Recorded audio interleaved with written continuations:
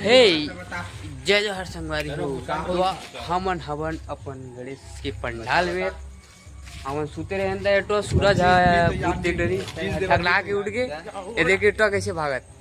देख और हमार धीस तो वो देखी हवा देख कैसे ओकर सिगंदो खान में काल निकल थे हां तो चलो देखथन कौन हर इतो मन हां देखी हवा जोश में जाही देख रहा है ये हमार गणेश पंडाल मोबाइल ये तो दर्राक आवा थी बेचारा तो संगवारी हो तो आज हमन चैलेंज करा थे हमारे भाई सूरज निषाद ये बोला थी कि जो हमारे गांव के मरघटिया है वो बर्फ के एक पत्ता तोड़ के नाना है तो पोषण यादव वाला बोला थे कि तोड़ के नाना करके तो तोड़ के कल ला दी पत्ता भर के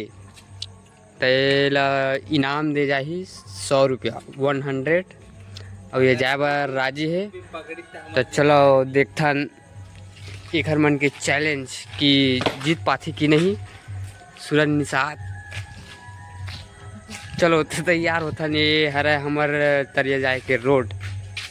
यहीं से जाना है हम अल्लाह मरघटिया पत्ता तोड़ के लाना है तो देख सकते हो ये गली बहुत ही सुनसान जगह काफ़ी खौफनाक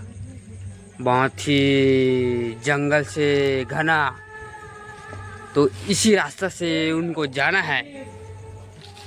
चलो रेडी हो जाते हैं दउआ तो को देखे है